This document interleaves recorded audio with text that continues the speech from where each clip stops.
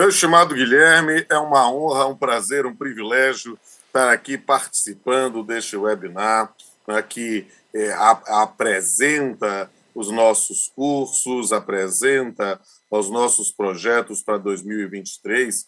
E esse prazer, essa honra, esse privilégio é multiplicado pela satisfação de trazer aqui a oportunidade para todos e todas que aqui participam de ter a experiência maravilhosa de ouvir o jovem ministro Alberto Balazero. Eu faço questão de dizer que ele é jovem.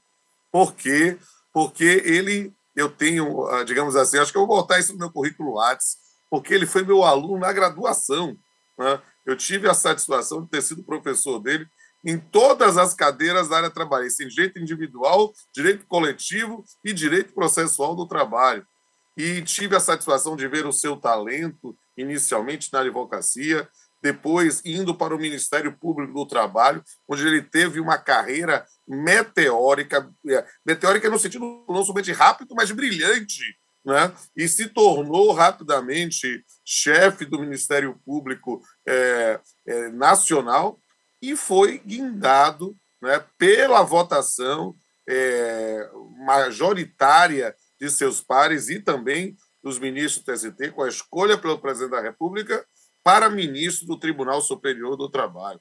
O ministro Alberto Balazero, ele é graduado pela Universidade Católica de Salvador, ele foi, como eu disse, e aí as circunstâncias, ele foi da primeira turma que eu ensinei direito do trabalho na Bahia, né? Já, eu posso dizer, já no distante ano de 1997, né? E eu tenho um orgulho, né? Porque eu costumo dizer, estou no magistério há 26 anos, na magistratura há 27, né? E eu costumo dizer, e repito com frequência, que o sonho de todo professor é ver seus alunos melhores do que ele, né? E ver Alberto Balazero, como sempre o chamei, né? Brilhando no TST, pontificando no TST, ele que é o mais jovem e pelas circunstâncias da vida e pelas observâncias natural, vai se tornar, sem sombra de dúvida, uma das grandes lideranças do TST no futuro, né? É só uma questão de tempo. Eu fico muito feliz de ver a Bahia tão bem representada no Tribunal Superior do Trabalho, aí junto também com o ministro Cláudio Mascarenhas Brandão, que aí, talvez por uma brincadeira do destino, ele também, o professor Cláudio Brandão também ministra aulas aqui no SES, quando há a oportunidade. Cláudio foi meu primeiro professor de direito de trabalho, né? Quando eu ainda estava fazendo um concurso para servidor da Justiça do Trabalho, eu tinha 18 anos, era juiz substituto, e ele me deu aula num cursinho preparatório para servidor. Eu passei no concurso, depois tive a honra de trabalhar com ele como juiz titular e eu como juiz auxiliar dele, vi-o ascender ao TRT e depois ao TST. A Bahia está muito bem representada do ponto de vista da legitimidade e da intelectualidade no Tribunal Superior do Trabalho.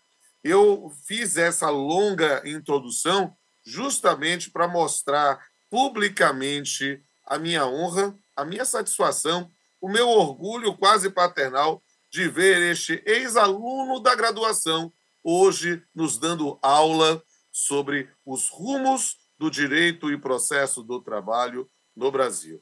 Senhoras e senhores, feitas as apresentações, eu quero passar a palavra para suas primeiras considerações ao ministro Alberto Balazero. Boa noite a todas e a todos. Cumprimentar inicialmente o doutor Guilherme, a satisfação. Queria cumprimentar meu professor, e assim sempre a ele me dirijo, meu querido amigo, doutor Rodolfo Pamplona Filho, que a honra é minha, professor Rodolfo Pamplona, em ter sido seu aluno, e não o inverso. Então, é uma satisfação sempre estarmos juntos, conviver, ter sido seu aluno e ter sido guindado o direito de trabalho por suas mãos. Então, é algo que eu sempre registro. As nossas paixões, elas começam em momentos da vida, né? E na faculdade de Direito, eu fui apresentado pelo estimado amigo, professor Rodolfo Pamplona, Direito de Trabalho, e eu digo um amor à primeira vista, porque tanto na advocacia quanto no próprio Ministério Público do Trabalho, o Direito de Trabalho sempre me presenteou com tudo que eu tenho na vida. Eu digo sempre isso, que a carreira da gente se constrói evidentemente que existem fatos e circunstâncias, mas a paixão, e eu sei que o querido amigo é também vocacionado para a afetividade, é sempre o que nos rege sempre, esse aspecto da afetividade, ele é fundamental. Então, para mim, é uma honra ter tido como professor, eu considero da mesma forma até hoje, não mudou essa condição. E eu lhe revelo algo cômico, é que hoje eu e Cláudio Brandão somos vizinhos até de prédio, de residência. Então, a Bahia está sempre hoje muito próxima. Literalmente próximo. Literalmente próximo. Há quem diga até que o elevador submetido à senha faraó para ter acesso ao nosso andar. E na Bahia, se gritar "Ê, faraó", se a pessoa não responder "Ê, faraó", a gente sabe que não é baiano. Sabe que não é baiano. Faraó tem que dizer "Ê, faraó". Então, esse acesso ao nosso prédio é assim regido. Então, para mim, é uma satisfação comparecer aqui hoje a seu convite e ordem, sempre digo isso.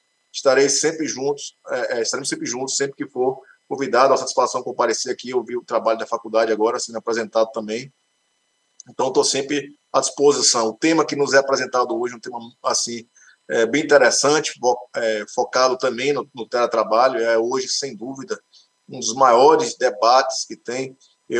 Quando o professor conversou comigo sobre essa nossa oportunidade, a quem eu agradeço, inclusive, pela oportunidade, eu fiz uma pesquisa na própria jurisprudência do TST, não há um grande número de decisões ainda, porque tanto a alteração da Lei 13.467 e a alteração de setembro, nós estamos em novembro, né? Há um tempo para que as alterações sejam maturadas nas instâncias e cheguem até o Tribunal Superior do Trabalho. Mas as poucas decisões, algumas trazem alguns nortes que eu sempre me guio nesses temas de trabalho. E uma impressão que eu tenho, professor, e eu sempre falava lá na época da faculdade ainda, é que, por vezes, em dia de trabalho, a gente tem a sensação do déjà vu, né? De estar vendo uma coisa, na verdade, com outra roupa.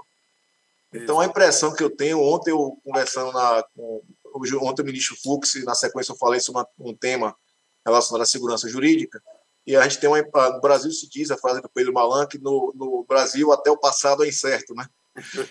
Então, e toda vez que eu me encontro frente a processos, por exemplo, envolvendo 84,32% do plano Collor, eu tenho a impressão de que o passado é incerto, porque quando eu era estudante, tratamos disso, já era naquela época algo antigo.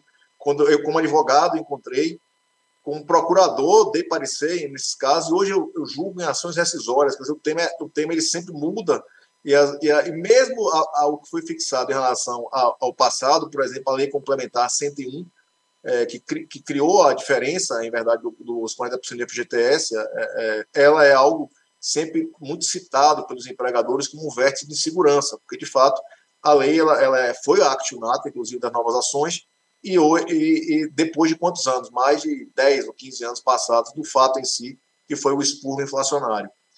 Tal qual esse tema, o tema do teletrabalho e os temas do futuro, que a gente chama, às vezes, são temas do futuro e, ao mesmo tempo, do passado.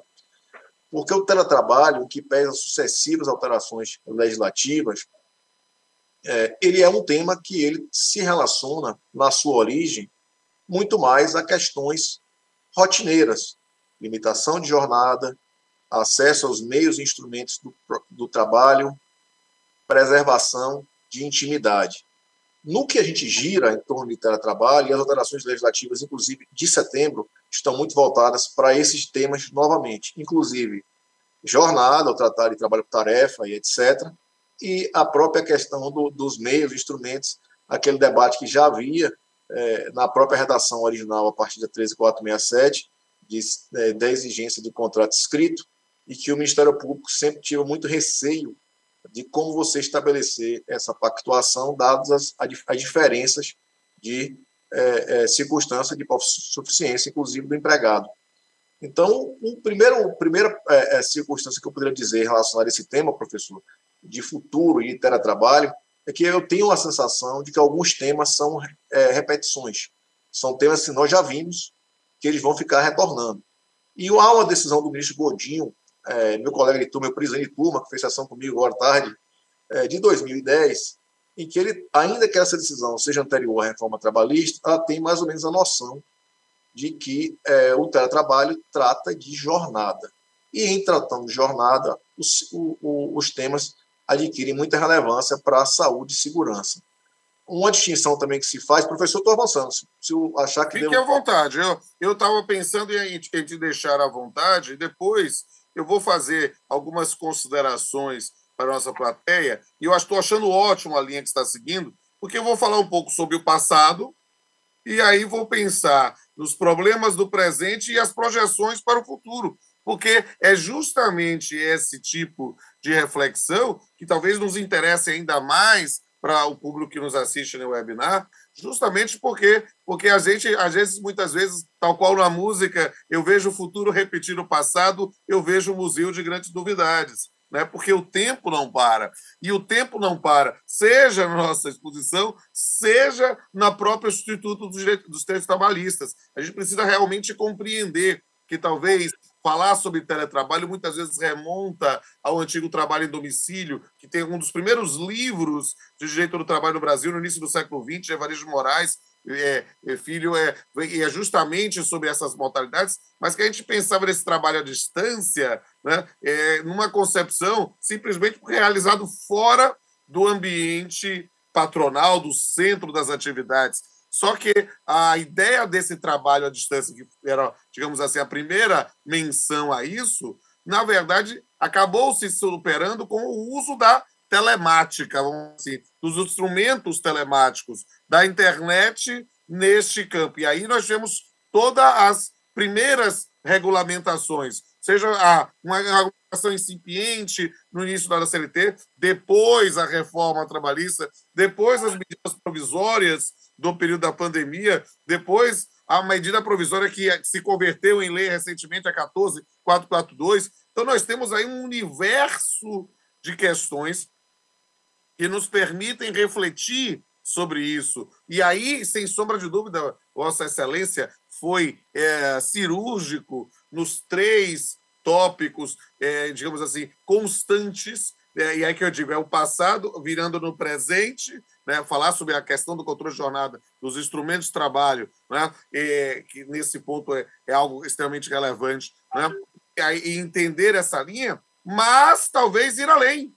E aí talvez pensar no futuro, né, na compreensão disso, nas questões, talvez, aí uma ampliação de um dos temas, que é justamente a saúde e a segurança do trabalho, pensando nos problemas mentais, as novas patologias decorrentes, ou novas velhas patologias que acabam sendo potencializadas pelo teletrabalho, quando a gente pensa no burnout, quando a gente pensa no assédio moral organizacional, através da tele... Há muitas questões que podem se discutir, mas isso aqui eu só quis fazer um panorama, porque a estrela do show é Vossa Excelência. Eu sou apenas o aperitivo, Vossa Excelência que é o banquete. Então, eu quis aqui lhe dar um repertório amplo para você ir trabalhando esse tempo, porque quando a gente fala de duração do trabalho, a gente vai discutir outro tema interessantíssimo para um TCC ou para a reflexão pragmática, que é a questão do jeito de desconexão. O que não falta é tema aqui relacionado.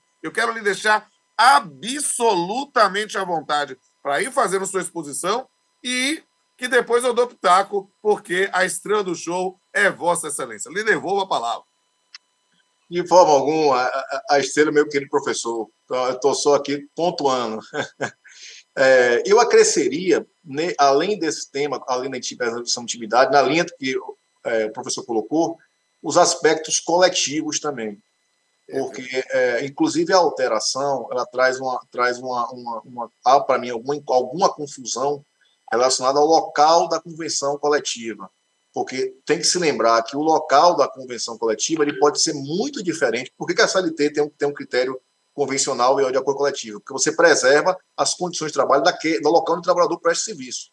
Então, da forma que está a redação, eu vou falar um pouquinho, me causa uma certa preocupação em você ter convenções coletivas da sede do domicílio da empresa para um trabalhador. A gente tem que lembrar que num país como o nosso, o Brasil, você fala de uma condição de trabalho no Nordeste ou no Sudeste, ela é completamente diferente. Inclusive, pois não, professor?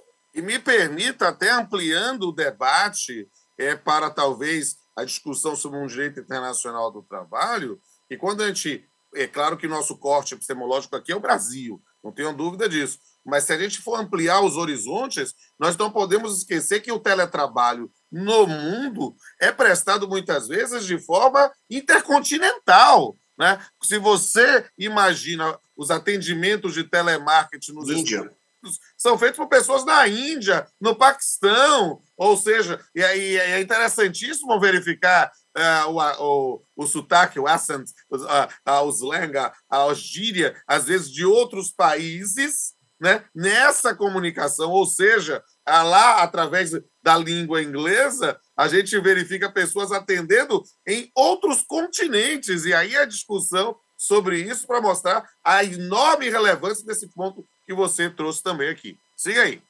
E esse tema da questão coletiva também é outro ponto que ainda causa preocupação, porque tal qual acontecia também com a terceirização, esse é um dos debates da terceirização, a questão do desarranjo coletivo em relação à associação dos empregados, a forma de coletivização, além do fato de a aplicação das convenções e normas ser polêmica em relação às condições não serem as mesmas nos locais, há aquela questão do próprio descoletivização, né? Você tem uma categoria, porque o que norteia sempre o trabalho, meu professor de direito coletivo do trabalho, sempre me disse que os interesses comuns é o que faz as pessoas se reunirem, né? Então, se você tem empregados em condições muito diferentes, a quebra, a fragmentação, a falta de identificação, imagine uma assembleia coletiva. Lembro que no período pandêmico, o professor aludiu aqui às normas de crise, a 881, a 927, as MPs, e o Supremo Tribunal Federal, inicialmente em processo sob a relatoria do ministro Lewandowski, apreciando exatamente a 881, tratando daquele tema dos acordos coletivos feitos no período pandêmico, havia previsão, quero lembrar, da possibilidade de reunião ser feita virtualmente. E isso não foi atacado. Mas o que o Supremo Tribunal Federal, inclusive, autorizou foi a realização de acordo individual naquele momento, que era algo que o ministro Lewandowski, por exemplo, queria que fosse feito, submetido à ratificação da entidade. Então, essa questão da heterogeneidade de interesses é algo perigoso, quer dizer, não há um interesse homogêneo. A dificuldade de mobilização, imagine a dificuldade que representa, e a fragmentação. Então, esse ponto coletivo é um ponto que o teletrabalho, em futuro, nos próximos anos, vai ter que resolver. Como preservar a organização do trabalho no teletrabalho. A organização a partir do interesse comum, da não fragmentação e a partir da preservação de um pressuposto básico em direito coletivo, que é a reunião, né? Que é você ter pessoas se reunindo para tratar de algo que seja do seu interesse comum. O professor também citou, com uma lembrança muito interessante, a questão do início desse debate, que é uma distinção que se faz, teletrabalho e trabalho domicílio não é a mesma coisa, a gente sabe. O trabalho domicílio, inclusive, eu achei a lembrança perfeita no livro de Evaristo, se falava em serviços de tradução de textos, em serviço de datilografia, né? Se fazia datilografia, e também na chamada indústria têxtil, ou trabalho de facção, né? Sim. Levava ao tecido fazer em sua casa, a costureira, e levava. São aspectos aqui relacionados. Siga aí. Se falava muito em mecanografia, eu me lembro. Mecanografia, né? É algo quase uma língua estrangeira hoje, né? É engraçado. Eu estava conversando outro dia com o nosso um colega novo, eu vou omitir o nome, que eu vou fazer uma brincadeirinha com ele, né, mas desembargador aqui no TRT da quinta região, e aí ele, falando, eu já ultrapassei aqui os 50 anos, mas ele dizia, não, nós somos jovens, nós somos jovens, aí ele foi falar para um menino num TCC, olha, eu achei aqui uns erros de datilografia no seu texto. Eu digo, olha, meu filho, você acabou de confessar a idade, porque esse menino deve ter nunca viu uma máquina datilográfica na vida. Então, e a CLT ainda trata da questão de cálculo, estenografia, mecanografia, datilografia, e às vezes é muito complicado lidar, porque a CLT, em nenhum texto legal, se atualiza online. Mas a gente, na sala de aula, precisa explicar o contexto em que você faz. Eu não esqueço do meu filho, que tem 17 anos, né? A primeira vez que ele viu uma máquina escrever, ele disse, pai, que legal, imprime online, né? Porque na verdade, na lógica dele, né, ele só entendia a impressora, e não a datilografia. Ou seja, às vezes é complexo falar determinados assuntos, nós que somos nativos de um mundo analógico e migramos para um mundo digital, e aí os nativos desse mundo digital, às vezes, nos acham dinossauros, mas a compreensão de que o sistema é para todos, seja para os dinossauros, seja para os novos homens e mulheres do mundo digital, é preciso entender como lidar com isso. Siga aí, querido. E eu aproveito essa relação interessantíssima da mudança para lembrar também um outro tema que eu gosto de me dedicar também ao estudo, professor, é que o teletrabalho e as ferramentas digitais, elas têm uma falsa aura de inclusão. E isso é um perigo, porque todos têm que lembrar que o teletrabalho é também uma ferramenta, em muitos casos, de exclusão. Então, a gente está lidando com a sociedade, eu tenho citado Castells e Zuboff, até alguns debates sobre o futuro do trabalho. Eu não estou nem falando de capitalismo de rede, da vigilância, porque a vigilância é insta ao teletrabalho. A questão da jornada se relaciona também ao teletrabalho pela questão da vigilância. Hoje, você sabe a quantidade de toques que o trabalhador deu no computador para saber se ele estava realmente cumprindo a jornada. Então, é muito difícil você imaginar nessa economia 4.0. Eu conversava com o professor Godinho exatamente da necessidade de redes sociais 4.0, né? Porque a gente fala muito em economia 4.0 e esquece que as redes sociais tem que ter esse acompanhar também. Então, devemos lembrar dos excluídos digitais, daqueles que não têm acesso a nenhuma forma de interação com esse mundo, que é um mundo completamente diferente. E esse tema, me permita fazer uma grande nota de rodapé aqui sobre este assunto, né? É algo que, e talvez possa ser apenas um desdobramento do que nós vamos aqui trabalhar. Nosso corte aqui é do direito material, né, não necessariamente, mas é preciso entender que talvez no direito processual o fenômeno das audiências telepresenciais ou audiências virtuais, audiências remotas, acaba gerando muita confusão. E a condição de magistrado de primeiro grau, né, que estou aqui recebendo os processos e aí verifico a situação da necessidade, muitas vezes, de ter a audiência presencial efetivamente para que eu possa aproximar o cidadão quando está no exercício pessoal do jus postulante, por exemplo, mas em outras circunstâncias, pelas dificuldades do acesso à justiça, né, a ideia de buscar a audiência telepresencial, virtual, online, né, há nesse ponto há alguns aspectos que a gente precisa checar e não dá para verificar previamente, num toque de botão, se o indivíduo tem condições ou não de fazer a transmissão. Talvez, eu vou dizer, uma das dificuldades pragmáticas da Justiça 4.0 ou do juízo 100% digital, né? A ideia, muitas vezes, olha, eu quero que seja 100% digital, mas às vezes o réu não tem condições, muitas vezes, a depender do rincão desse país, eu preciso que o indivíduo precisa vir a juízo, né, para que possa manifestar. Em outras circunstâncias, tudo que as partes mais querem é evitar o deslocamento para a sede da justiça, né? E aí, compreender isso, eu tenho propugnado, é claro que quem sou eu para influenciar o pensamento de quem quer que seja, mas eu tenho propugnado por digamos assim, uma revalorização, claro que com as partes devidamente assistidas por seus advogados, da autonomia da vontade e da compreensão do chamado negócio jurídico processual. Ou seja, eu faço audiência presencial, mas se todo mundo concorda, vamos tentar fazer a telepresencial, porque evita deslocamento de testemunha, evita carta precatória, evita exceção de incompetência. A gente resolve as questões, muitas vezes, acertando de acordo com as peculiaridades do caso concreto.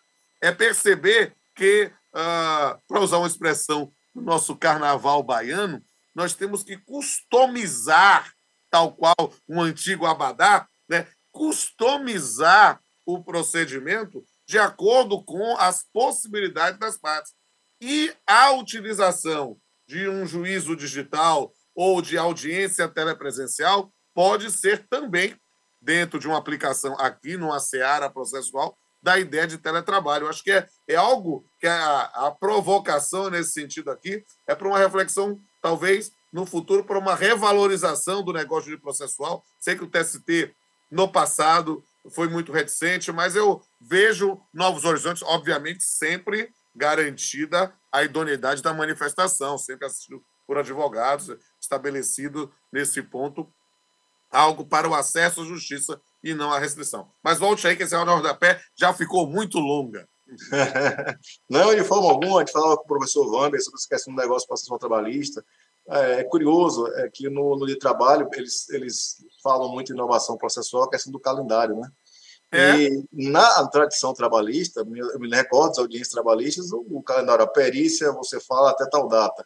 A partir de tal data se inicia o prazo para falar sobre dos documentos. E a dinâmica que eles estão vendo como novidade, né? E no direito processual do trabalho é algo...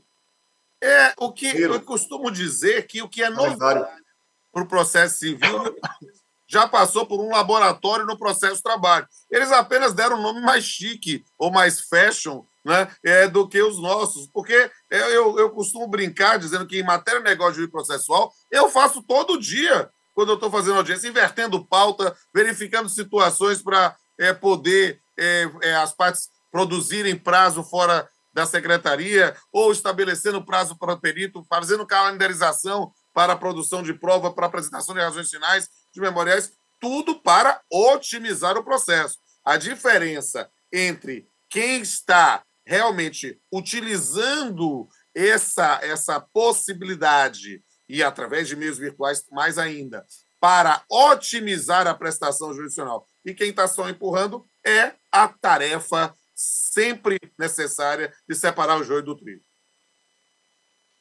Professor, eu também faria uma pontuação, né, nessa atuada dessas distinções também, do teletrabalho, trabalho em domicílio.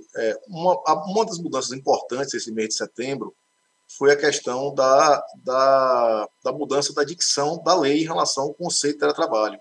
Sim.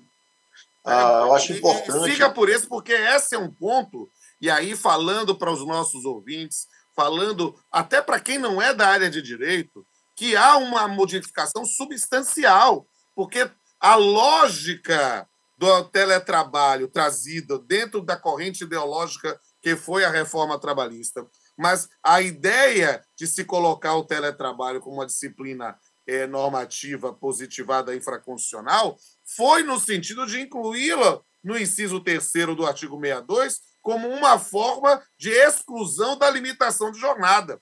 E agora, depois da MP e agora com a Lei 14.442, nós temos uma vinculação desse teletrabalho, como simplesmente essa prestação pelas vias telemáticas, mas a questão do controle de jornada mudou. Vou deixar o ministro falar.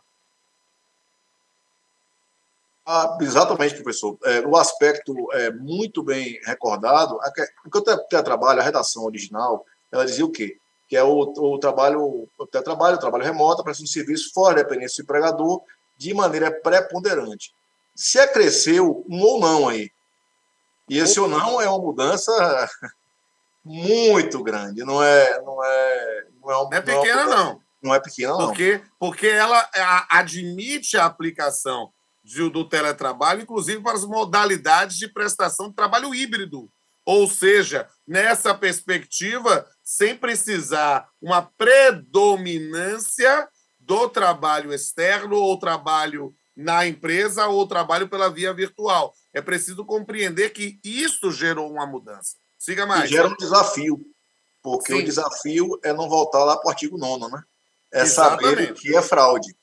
Porque se o teletrabalho ele não gera submissão a controle, professor, é interessante, no âmbito do Ministério Público do Trabalho, sempre se entendeu, claro que não é longe de ser um entendimento majoritário, em verdade, um entendimento muito pontual, que aquele artigo 6º seria uma equivalência entre teletrabalho e o trabalho realizado nas dependências do empregador.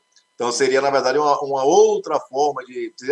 Aquele artigo 6 que diz que o trabalho realizado fora do empregador é equiparado. Então, o teletrabalho incidiria nessa hipótese. Evidentemente que o legislador reformista de 2017 foi muito taxativo, ele diferenciou o teletrabalho em relação ao controle de jornada. Por essa razão é que, quando você falou ou não, como o professor muito bem pontuou, a gente tem um desafio aqui de saber se o teletrabalho é apenas uma dicção de fraude para se evitar o controle. É mais ou menos, guardadas as distinções, o que ocorre com o trabalho realizado fora das dependências, a questão do entregador. Né? Durante muito tempo se debateu sobre a questão da existência de roteiros prévios ou de formas de controle, os caminhões que têm aquele sistema de GPS. Então, na verdade, um vendedor teria uma atividade completamente livre, quer dizer, eu posso vender pouco, vender muito, então eu tenho minha renda. Então, a minha jornada não faz sentido ser remunerado por jornada, porque quem faz sou eu. É um pouco diferente, estou dando aqui um exemplo bem grotesco, né, professor? De um motorista que faz entrega e que tem ali um horário para entregar os refrigerantes, ou bebidas, ou o que fosse, ou mercadorias, e tem ali um roteiro prefixado, e a forma de controle ela é muito fácil. Não é algo difícil. E ele também não pode dizer, vou entregar pouco refrigerante, entregar muito refrigerante. Ele tem um roteiro, né? Pois não, professor? Não, é perfeito. A sua observação é pertinentíssima. E por isso eu vou fazer um resgate aqui, pensando nos nossos ouvintes, para poder mostrar um pouco essa ideia da exclusão da limitação de jornada. É preciso entender que a ideia de exclusão de limitação de jornada deve ser vista como algo excepcional. Originariamente, o artigo 62 trazia duas hipóteses: o trabalhador externo e o exercente de cargo de confiança. Quem tinha uma visão que superdimensionava os dispositivos achava que qualquer pessoa que trabalhava fora do ambiente de trabalho, trabalhava externamente, não tinha limitação. E qualquer exercício de cargo de confiança, até o chefe de uma seção dentro com 2, 3 superiores, também não tive esse controle. Essa segunda hipótese ela foi mitigada um pouquinho com o estabelecimento da gratificação de função, o que era complexo, porque acabou trazendo para a relação seletista algo que seria próprio de relações estatutárias ou de previsões normativas coletivas, de ter uma gratificação de função, que não era uma imposição da lei, né? Mas algum tipo de diferença salarial superior que justificasse como um parâmetro objetivo. Mas o fato é que os dois dispositivos, com a maturação da doutrina e, sem sombra de dúvida, o decantar da jurisprudência, fizeram uma interpretação, digamos assim, mais humanística. Dizer, olha, é claro, existem essas duas previsões, mas tanto para o trabalhador externo quanto para o exercente de cargo de confiança, a gente só vai imaginar aquela hipótese no trabalhador externo quando há uma absoluta impossibilidade de controle. Se o indivíduo tem um roteiro, tem um horário para chegar, um horário para sair, ele tem que levar o carro dentro da garagem da empresa, ou seja, ele tem um horário para entrar. Se ele se atrasar lá, porque ele está entregando, mas vai estar lá registrado o horário que ele entrou, ou seja, há possibilidade de um controle. O simples fato de trabalhar dirigindo fora da empresa, naturalmente, porque ele não é motorista para ficar taxiando ou manobrando dentro da empresa, então ele é para a rua. Esse fato não exclui. Pode-se imaginar uma flexibilização, muitas vezes, talvez do horário de intervalo, jornada, já que ele faz isso durante o dia, em função sem uma fiscalização específica, mas a entrada e a saída afastariam essa exclusão. E o exercente de cargo de confiança, era aquela hipótese e que quem queria levar aos extremos o dispositivo, cara tem com qualquer tipo de função de confiança, não tem controle de jornada. Isso era um absurdo, porque ele tinha um chefe que estabelecia qual era o horário da entrada e qual era o horário da saída. Ora, se ele tinha alguém que fiscalizava o horário, era algo diferente. E isso até mesmo ficou evidente na jurisprudência do TST na parte dos bancários. Somente se enquadraria no 62 o gerente geral da agência, porque não tem ninguém para fiscalizar. Os outros cargos gerenciais seria o cargo de confiança bancária, das 8 horas, mas havendo algum controle. Então, isso que foi uma maturação que o tempo nos permitiu com esses dois, eu já profetizava, e aí eu fiz pelo SES, né, vídeos, eu expliquei toda a reforma trabalhista em vídeos, e o SES me autorizou a disponibilizar para todo mundo nos meus canais do YouTube, né? Eu já profetizava que o inciso terceiro, a ideia do teletrabalho, a lógica inicial é que está fora do controle, por quê? Porque ele trabalha em casa, e tendo trabalhado em casa, ele faz o seu próprio horário. Essa é a lógica original. Só que a pandemia, na possibilidade de conversão, a pandemia, costumo explicar, eu uso essa expressão com frequência, a pandemia funcionou para alguns institutos trabalhistas como uma enzima, sabe? Há uma substância que acelera o desenvolvimento. Imagine se nós, antes da pandemia, iríamos fazer um evento virtual, Vossa Excelência em Brasília, eu aqui na Bahia, o Guilherme lá, não sei se está no Rio ou em Recife, ou em São Paulo, mas em outros cantos do país. Estamos aqui, cada um num canto, participando, e isso foi um aprendizado da pandemia. A pandemia fez com que a vivência no teletrabalho mostrasse as suas agruras, no sentido de que havia, sim, a possibilidade de controle de horário, porque empregados que prestavam serviço presencialmente, de repente, tiveram colocados todos em teletrabalho, mas com horário de entrada e saída. Então, o artigo 62, inciso 3º, ali, naquela forma de interpretação literal, claro que aí eu estou profetizando. Os processos ainda não chegaram no TST. Nós temos uma longa marcha no primeiro grau, nos regionais, até chegar ao TST por uma maturação. Mas eu profetizo, e, digamos assim, a ousadia de quase 30 anos de magistério me permite dizer, quando chegar aí com Vossa Excelência, eu não tenho dúvida que a tese vai estar madura o suficiente para a reflexão, que talvez aquele inciso 3º é só, e somente só, tal qual o inciso 1º do trabalhador externo, para quem não tinha como ter um controle de jornada.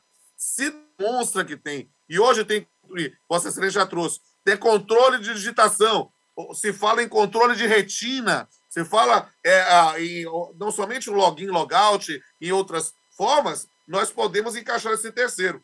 E aí a modificação, que eu não sei se eu já falo ou já deixo para Vossa Excelência brilhar mais ainda, né? Que é a modificação da medida provisória e que se tornou lei. A remissão agora à ideia do trabalho por produção. Deixa contigo. Não, produção-tarefa, exatamente. Eu achei interessantíssima a solução. Primeiro, a questão do bancário, professor, porque é um dos temas que mais se repete na pauta do TST.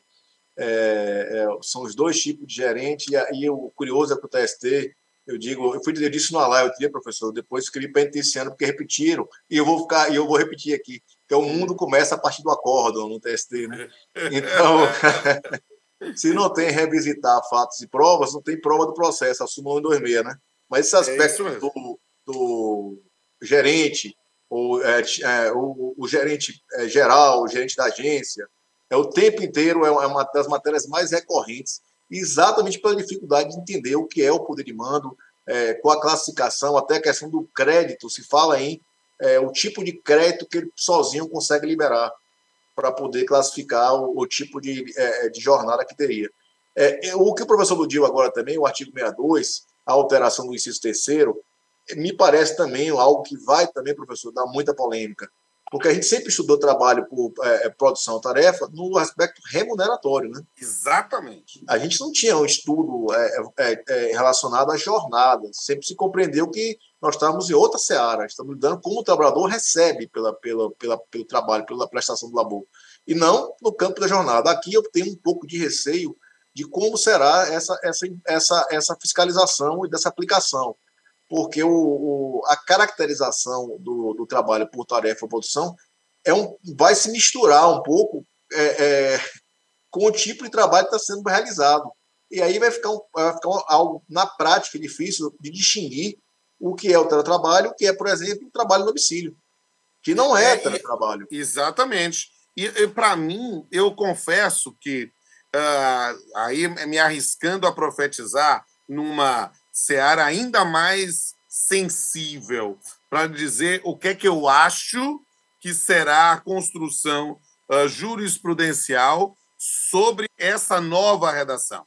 Porque, a priori, como é que eu vi, eu participei de diversas lives, ainda na medida provisória e já depois da transformação da lei, principalmente aqui com o nosso Big Boss Renato Saraiva, mas também com a Vólia Bonfim, com o nosso professor Renzetti, com vários outros colegas aqui da pós do SESC. E o que é que a gente trabalhou nessa questão? Olha, o que não havia nenhuma relação com a parte de remuneração. De repente apareceu, vamos usar essa expressão irreverente, de paraquedas no texto, uma menção à produção ou à tarefa, que sempre foram modalidades de remuneração. Se a condição é essa, a lógica é mais simples.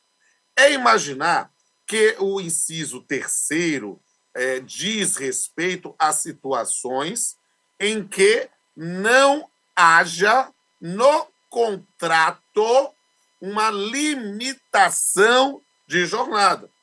E qual é a lógica? É imaginar, muito simples. Olha, se você foi contratado para trabalhar até 8 horas, como o trabalhador em geral, ora, se você foi contratado para esse tipo de atribuição, o teletrabalho ali é simplesmente a forma da realização da sua atividade, ou seja, através do uso da telemática, como um trabalho em domicílio, como um trabalho à distância, mas eu estou me comunicando via internet, via comunicação ao... E por quê? Porque eu realizo uma tarefa, eu realizo uma produção, eu realizo uma determinada tipo de atividade que eu não tenho, e note como vamos ter uma aproximação com o inciso primeiro, eu não tenho controle de jornada. Não é possível me exigir horários, porque me exigem apenas o resultado da atividade.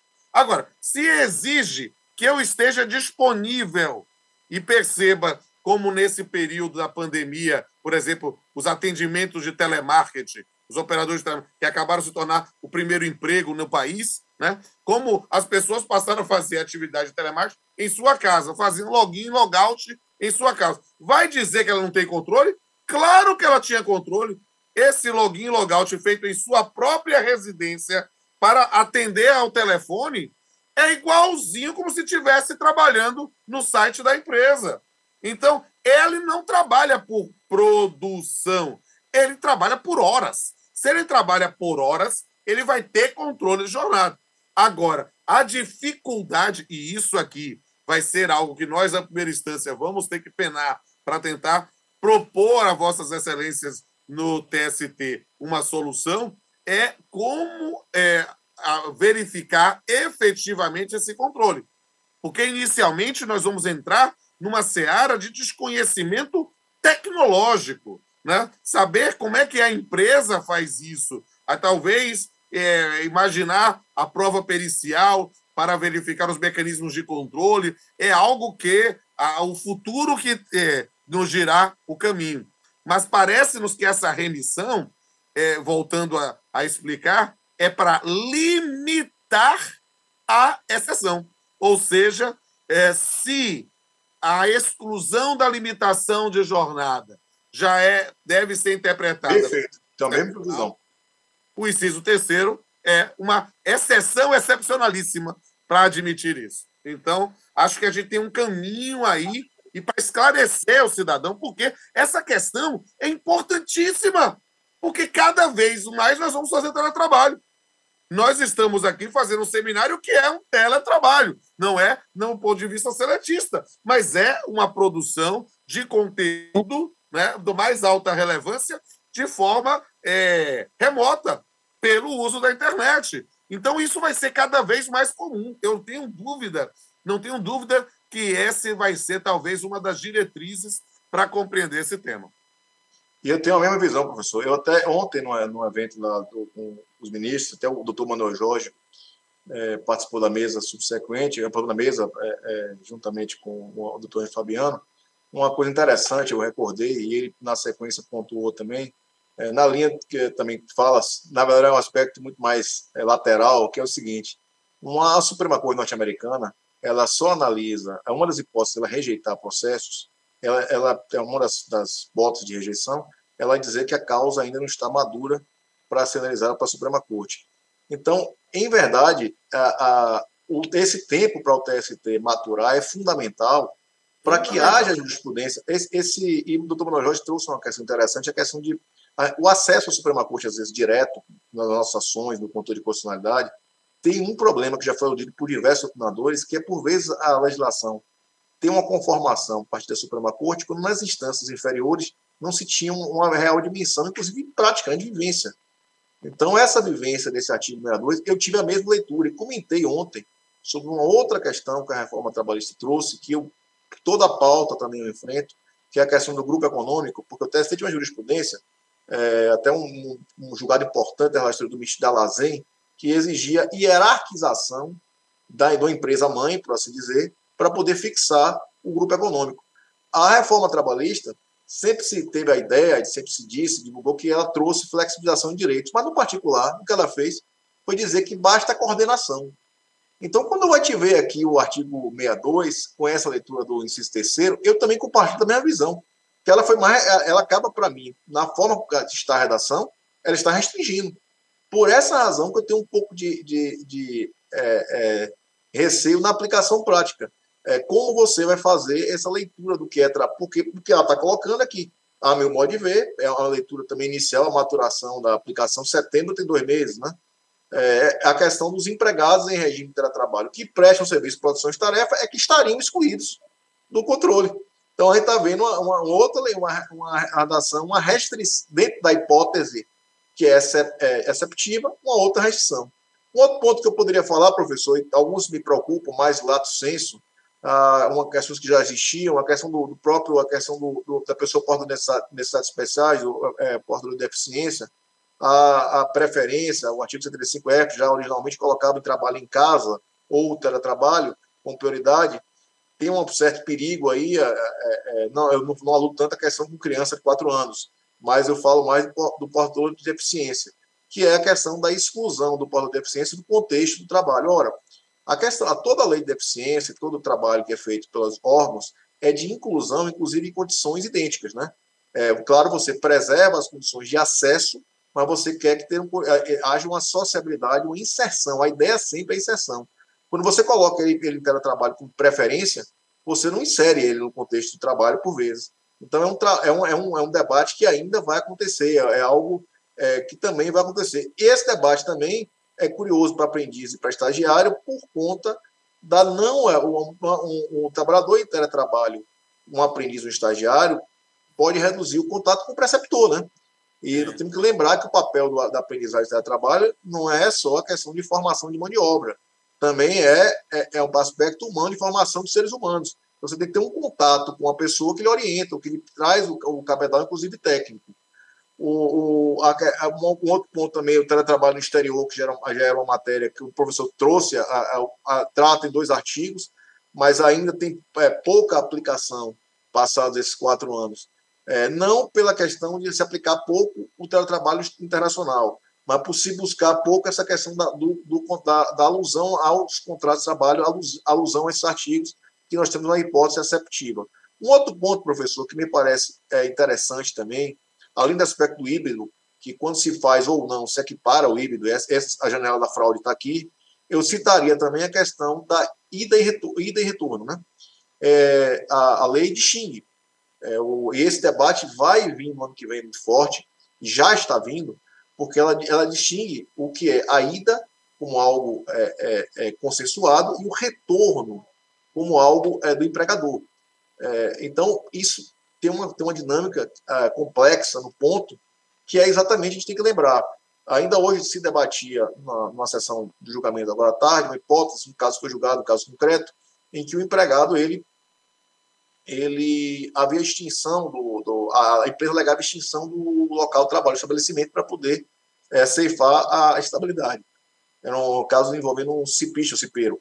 A hipótese, havia, na verdade, um galpão da empresa que permaneceu funcionando. A empresa ofereceu ao trabalhador, estou falando que o caso já foi julgado já tarde, um trabalho em outro local.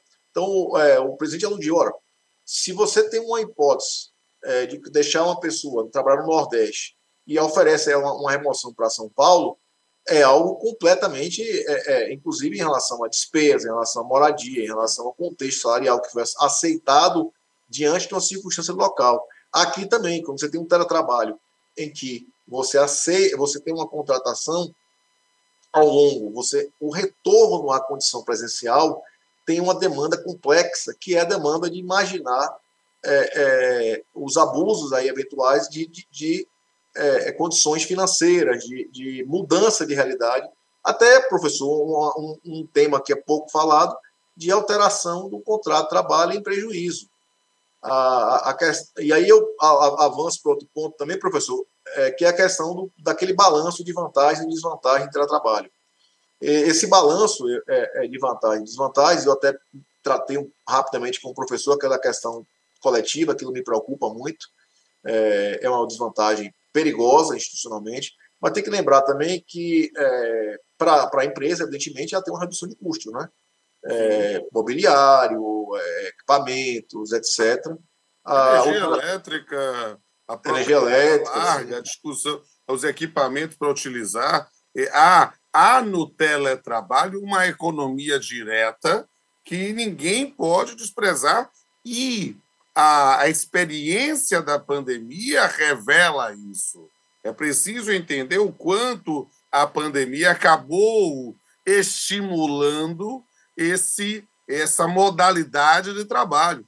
E eu quero dizer mais, que já estamos perto de chegar às 8 horas, não queremos alongar demais, mas, e aí esse papo está maravilhoso, eu estava com saudade de bater papo aqui com o meu ex-aluno hoje, meu superior, meu ministro, Alberto Balazero, né? E vamos marcar outras oportunidades para discutir, mas eu queria provocá-lo só em rápidas pontuações, fique à vontade, porque acho que eu costumo dizer, e eu fiz isso em muitas lives, no período da pandemia, até com uma ideia de servir a cidadania, servir a sociedade que estavam isolados. Eu cheguei a fazer 400 lives aqui, eu fiz live para acabar discutindo todos os temas possíveis e imagináveis de direito de trabalho, de direito civil, né? E quando falava sobre teletrabalho, eu fazia algumas pontuações sobre potenciais questões, que, claro que é um exercício de futurologia, né? Que vão surgir ou estão surgindo aos poucos em função da experiência de teletrabalho pós-reforma trabalhista, pós-pandemia. Uma delas, eu não tenho dúvida, que vai ser a que mais trabalhou aqui, que é qual é o teletrabalho que exclui a limitação de jornada. Mas há outras questões, a que eu acho que merecem reflexão. O primeiro é a questão do chamado direito à desconexão, né? Por quê? Porque imaginar que o indivíduo não esteja submetido a um controle de jornada de trabalho não quer dizer que ele não tenha direito a uma desconexão. Há um direito.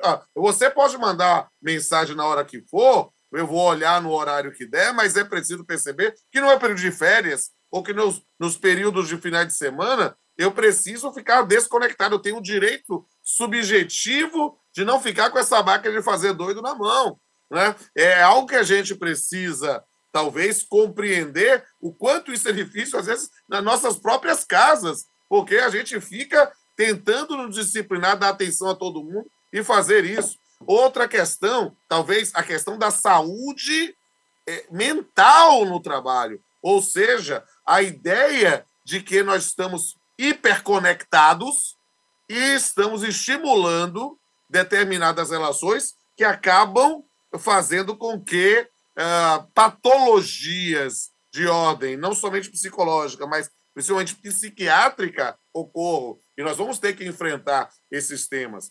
Uma outra provocação. Estou fazendo, na verdade, um repertório. Você fala sobre o que você achar mais interessante ou que acha que seja mais relevante. Outra questão que eu fiz, e fiz um trabalho com a sua ex-colega de Ministério Público, que foi minha aluna, amada como uma filha, a professora e procuradora do trabalho, Clays Gunça. Nós trabalhamos o tema do assédio moral organizacional virtual, ou seja, a ideia do bullying ou do assédio moral pela internet, às vezes, como uma política institucional. Esse é um prato cheio para quem vem do Ministério Público, né? Dentro dessa tutela de direitos transindividuais.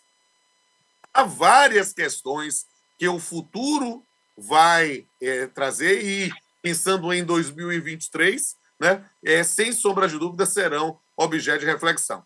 Passo a palavra para Vossa Excelência pontuar o que achar necessário e, eventualmente, já fazer suas considerações finais. Pois não, professor. Todos esses temas muito sensíveis, a questão da desconexão é impressionante, eu acho que é o tema do momento também, o direito à desconexão, por isso que a gente falou muito de jornada, porque isso é relacionado à jornada. Existe uma série de estudos relacionados às doenças, ao aumento das doenças mentais, por conta da não desconexão, a vida, a questão das férias, a questão da não integração na família, a separação do privado. Nós vimos na pandemia existencial. Plano existencial e até no plano da intimidade. Por quantos casos nós vimos de pessoas que tiveram intimidade vazada, pessoas que passam atrás, ou a imagem da sua casa? Eu estou aqui no tribunal, mas se eu estivesse em minha casa, minha residência que estaria sendo visualizada para o Brasil inteiro.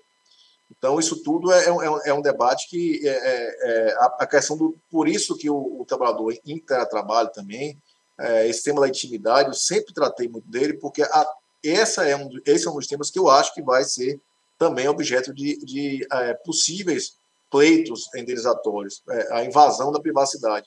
Claro que a desconexão, a querida amiga Clays Gunça, brilhante, colega procurador do trabalho, brilhante. Esse tema do organizacional, eu já tratei desse tema, inclusive, em matéria do próprio Tribunal Superior do Trabalho. É um tema que eu acho muito caro às instituições trabalhistas, não só o Ministério Público, mas também o Judiciário. É um combate que é um combate da própria saúde e segurança. Os meios, debatido isso numa questão relacionada ao WhatsApp, assédio através de WhatsApp também é outra, nós temos que enfrentar, e o teletrabalho não tá imune a isso, o assédio moral organizacional, inclusive por meios telemáticos, ele é uma realidade, e por isso as instituições têm que se organizar, e a justiça vai ter que enfrentar, porque a questão probatória aí, e eu também tratando sobre as provas digitais, até porque isso invoca, né? Também as provas digitais, elas também trazem novas roupagens de velhos debates, né? Então, a forma com que é o acesso a essa prova, o contraditório nessa prova, que é algo também que a gente vai ter que enfrentar. Eu trataria também, professor, da questão da discriminação, da exclusão que provoca o teletrabalho. As empresas, elas têm uma vocação do absenteísmo, né? Mas tem que se lembrar que o trabalhador doente, ele é doente em casa, doente no trabalho. Não é porque ele está em casa que ele não fica doente. Então, é algo que a justiça está enfrentando. Porque se diminuir, o fato de eu estar doente em casa me autoriza a trabalhar, porque eu estou em casa. A dificuldade de conexão, separação da vida familiar já é bem eludido, a discriminação do bem de trabalho, e eu falei da descoletivização, a dificuldade da negociação coletiva, são temas que a gente ainda vai tratar. E agora, lembram muito também, e por isso que eu chamo às vezes, professor, de romantização do teletrabalho, como se o teletrabalho suprisse os problemas que a gente tem do trabalho presencial, e ele não faz isso. Ele não, tanto que eu sempre dizia dos perigos, né? Então a gente tem que lembrar que o empregador, por exemplo, esses casos de exclusão social, de grupos sociais, ele também gera um problema que é a falta de pertencimento ao meio de trabalho. E essa falta de pertencimento, ela é em prejuízo da atividade empresarial, mas ela também é um prejuízo à segurança e à saúde. Então, a gente tem que lembrar que as organizações, as instituições, elas têm finalidades também, e essas finalidades elas fazem parte do coração da instituição, né? Claro, com a unidade empresarial, o lucro, essencialmente, é a finalidade principal, mas existe o norte de como alcançar o lucro, uma política empresarial, uma forma. E a desconexão completa dessa forma traz prejuízo para ambos os lados. Então, é um tema que também vai ter que tratar. Professor, o futuro do trabalho, eu brinco que o direito do trabalho, eu acho que é o direito mais aberto a mudanças, sempre, por uma razão lógica, que a vida da gente também, o trabalho permeia sempre. Por mais que a gente tenha, evidentemente, temos... uma vez eu brinquei com o Jairo Santos, dizendo, olha, Jairinho, a gente passa mais tempo no trabalho do que em casa. E ele disse, no seu caso, então, meu amigo, você tem... brincando comigo, né? É uma grande figura, Jairo Santos. E dizer que, olha, no seu caso, então, você realmente tem que usar esse discurso de forma muito eficaz. Então, o que eu posso dizer, professor, é que o futuro de trabalho passa muito pela forma com que a gente vai a enfrentar os temas. Eu, de vez em quando, cito que no ano de 2000, e para encerrar aqui, no ano de 2018, eu já me encontrava em Brasília, eu era o diretor da escola da PGR, a SMPU, né? Que, diferentemente da escola da magistratura, eu estava relatando outro dia aos colegas da Denamate, ao ministro do Cefache, diferentemente do que acontece na magistratura, a escola do Ministério Público da União, ela é de todos os ramos. Então, o diretor da escola, que era o meu cargo, ele dava com um procurador da República, em curso de vitaliciamento, um procurador de justiça militar e, ao mesmo tempo, um procurador do trabalho, vim falar o procurador da Justiça Federal, o promotor da Justiça Federal. Então, eram realidades distintas. E na escola, a gente vive com essa vivência toda. Eu me lembro que, em 2018, primeira greve, para encerrar, vou citar dois fatos. Primeira greve, aquela greve dos caminhoneiros, de plantagem em Brasília e tal. E eu me recordo que o Narlock escreveu um artigo interessante na Folha de São Paulo, para ser resgatado, que ele comentava uma visão de que há necessidade no cenário econômico, e é uma visão puramente econômica, de trabalhos degradantes. Porque o cenário econômico exigiria que pessoas fizessem aquelas funções. E eu, que tenho uma visão completamente oposta, escrevi um artigo também para a Folha de São Paulo em resposta, dizendo que não, nós não precisamos de trabalho degradantes. Então, quando a gente fala de trabalho degradante, quando a gente fala de teletrabalho, quando a gente fala de preservação de saúde e segurança, o que a gente fala, no final das contas, é que tipo de país a gente quer. Se a gente quer um país que permite trabalho degradante, que permita descontrole de jornada, que permita uma mera vampirização do trabalho, a gente tem um caminho. Se a gente quer um trabalho que preserve a liberdade econômica, que preserve a livre iniciativa, mas saiba que ela deve ser associada a respeito de direitos sociais, é um outro caminho, que é o caminho que eu acho que eu procuro seguir nas minhas decisões no TST, no Ministério Público e na advocacia. E muitíssimo obrigado pela oportunidade, meu estimado professor, doutor Rodolfo Pamplona, professor, que aqui eu acompanhei toda a vivência acadêmica, fui no lançamento do primeiro livro sobre prescrição no Tribunal Regional do Trabalho da 5ª Região, tive essa honra como aluno que fui e aluno que sou ainda. Muitíssimo obrigado pela oportunidade sempre. E eu quero agradecer e dizer publicamente da minha admiração e mais do meu orgulho de vê-lo brilhar na mais alta corte trabalhista do país. A Vossa Excelência é o orgulho que todo professor quer ter, e eu fico muito feliz de ter tido essa oportunidade. E meus amigos e minhas amigas estamos com gosto de quero mais. Eu queria conversar a noite toda, mas eu sou um bom menino disciplinado e na nossa pós-graduação do SES você vai ter tudo dentro dos horários direitinhos. E por isso eu vou devolver a palavra ao nosso boss, né, Guilherme Saraiva, para poder continuar com a condução dos trabalhos. Guilherme, a palavra é sua. Obrigado.